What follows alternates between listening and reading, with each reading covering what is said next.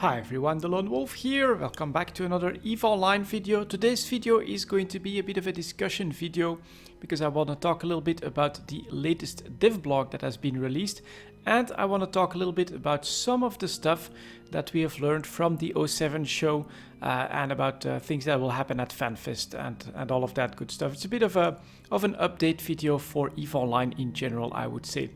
Let's get started with the dev blog, the future of probe and directional scanning UI. This took me by surprise a little bit. I did not expect an update when it comes to the probe scanning at this point. Although the probing mechanic at the moment is not in a perfect place, I felt that if you gave it a go, if you try to get used to it, it actually did its functions decently well.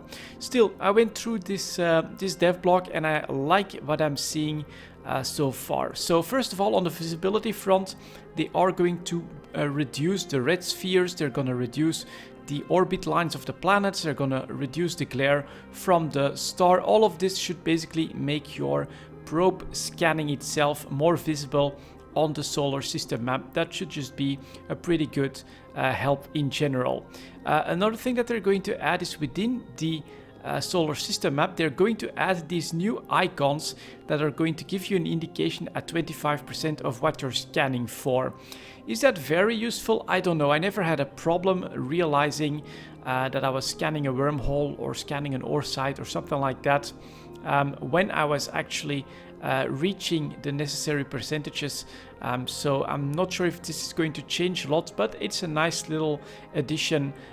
Perhaps it'll make it easier for you when you have a lot of signatures within the range of your probes to immediately be able to pick out the combat sites or the relic sites depending on what you're actually looking for. So that's going to be a smallish change that should help. Another thing that's definitely aimed at the newer players is that 0 to 24.9% is going to be red, then you've got orange up to 74.9%, then you've got yellow to 99.9%, and only when a signature is warpable will it look green, which I can understand that some of the new players that reach like 99.9% see a green on their window and expect to be able to warp there. So that's a small little fix that I think will help a lot. At this point, I would like to mention that CCP is definitely crediting feedback from the CSM when it comes to all of these improvements that they're going to add to the probe scanning UI. Next up, the probe manipulation. This honestly I'm really happy about because a lot of this does fix some of the problems that I've been having when I've been scanning with my Ishtar lately in the Void region. So the first one here is of course when a bracket, for instance for a station or something like that, ends up right on top of the cube that you normally take in order to manipulate the probes, that you don't manage to grab your probes. So they're going to set it so that basically the brackets for your probes will always be the top one, will always respond to whatever it is that you're doing with the mouse, which is a good addition. One that I don't personally have, but this can definitely be pretty annoying, is when you're expecting to grab the cubes. I always use the arrows, which is why I don't have this problem, that you actually grab the arrow that goes front and back, and so you immediately send your probes all the way away. So they're going to make it like this, that when that arrow is too close to you at a certain angle, it's just going to disappear, so that it's always the cube that you're grabbing there. Which one is next here? This I like a lot as well. When you had a top view or a side view, the arrows for going left right would tend to flatten out and become very difficult to actually grab. So they're going to make it so that they will always show up straight towards you, which is a very nice little addition. And this one is awesome as well. They're going to add buttons so that you can basically switch the camera angle from perfect horizontally to perfect vertically and the standard setting is going to be a double click. Definitely something that I'm going to use myself, because this is basically the two views that I use in 90% of the cases when I'm scanning for something. I always start from the top, so from this view, but then when I need to adjust the height of the probes, I just go for a horizontal view. This should save me a lot of time when it comes to the way I'm using the probe scanner at the moment. Now, the updates to the probe scanning window itself, it looks good, but if you ever felt like they're dumbing down probing, they're making it too easy, this has so much information on it for any new player. Honestly, this is going to be very close to information overload. Not only will you have your probes, recall probe, but then you actually have stuff like sensor strength, how fast you're scanning, so all of that has to do with your skills. Then you have the actual window with the new icons, the distance, so that's okay. The new icons just basically adds another layer to all the information that's there, and then they're moving the analyze button away from the recall button is good. A very big change that is also announced in this dev blog is that the circumference for the probes will no longer be manipulatable through the outside of the bubbles, basically, which is how I do it 99% of the time. So that's definitely going to be something that I'll need to get used to, but I think that the solution here is pretty good. Right next to the analyze button, you actually have a new slider that is going to reduce the range of your probes. So I think it makes sense, because the biggest problem that I've had when it comes to grabbing stuff within the solar system map has been the edge of the probe ranges in order to reduce that one. So it'll take some getting used to, but I think that this could be very workable indeed. So all that extra information, yeah, for new players, I mean, this window doesn't look like an easy mechanic anymore. This is full of information. It's great for veterans. For newer players, it might become very complex. So again, with even more information, if you hover over your stats, you will see the skills that will improve those and things like that.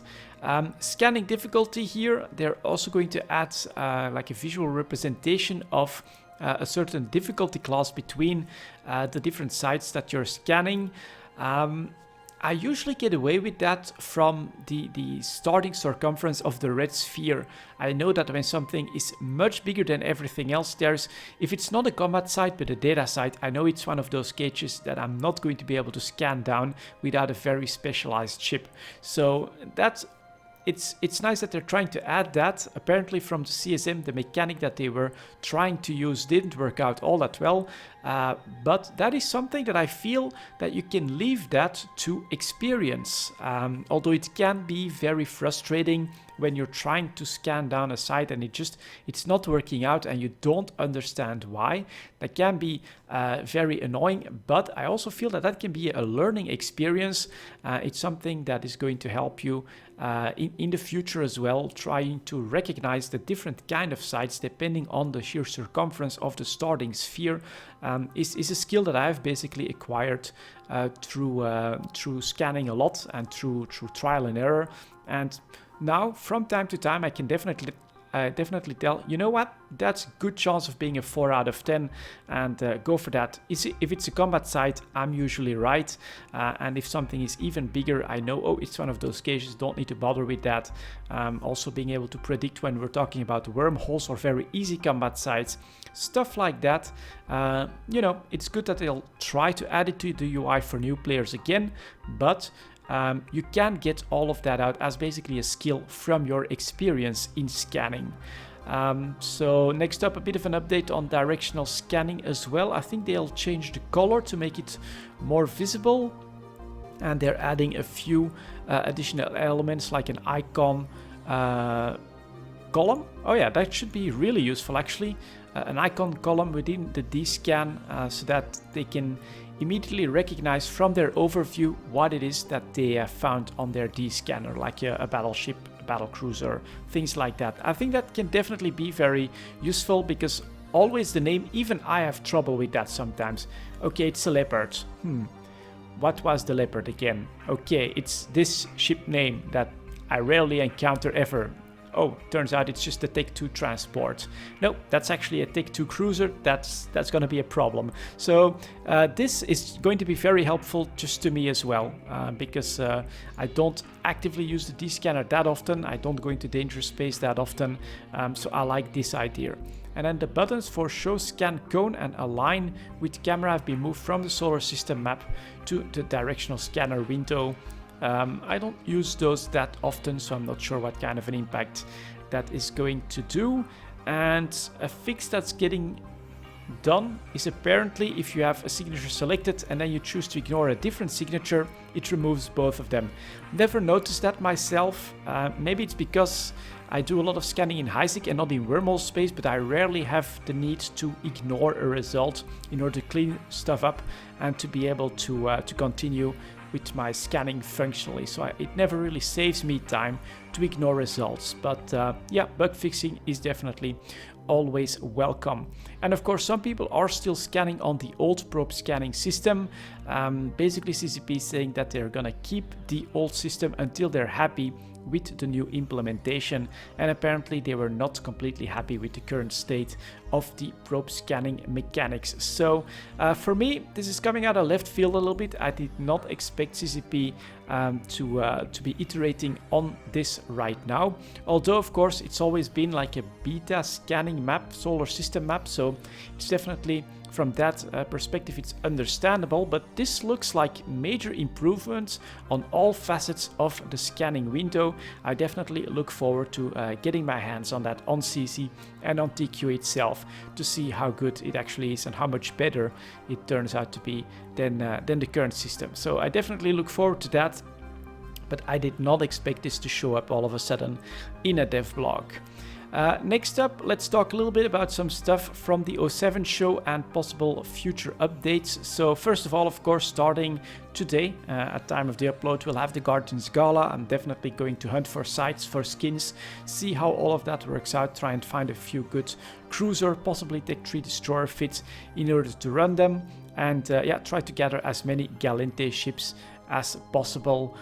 So that's definitely something that I'm going to try to be active in. But for me, a couple of things from the 07 show that were announced. First of all, very mysterious, a new PvE fleet content. I think it's something that CCP Seagull dropped. You know, no information on that, but that definitely sounds very interesting. I wonder what kind of scales we're talking about, and of course, what kind of content that we are talking about there. From the 07 show as well about FanFest.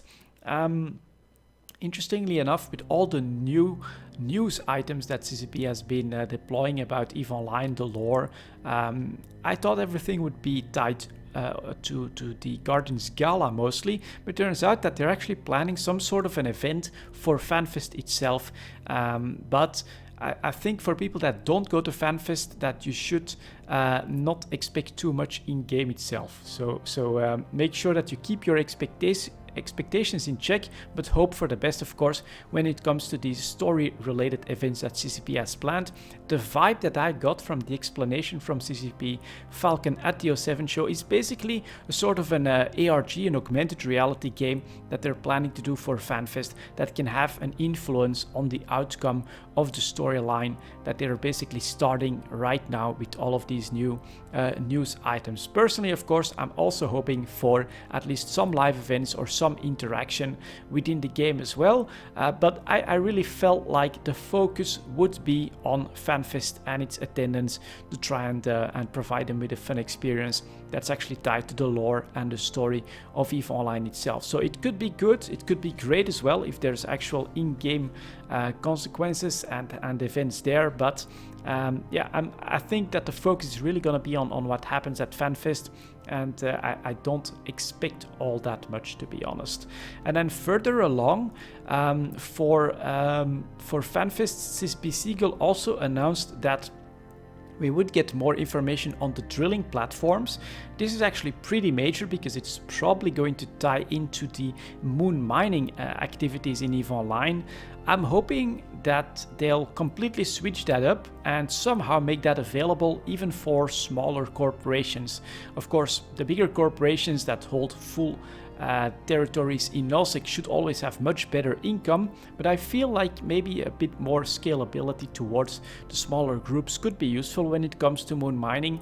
And of course, this could turn out to be the market opportunity for 2017. So I'm really curious to see what they're going to announce when it comes to the drilling platforms, to the moon mining changes, and what the effects on the markets will be. I'm already hunting for some of those cheap advanced moon materials, trying to get some stocks ready, and hope to ride a good wave of speculation on all of that.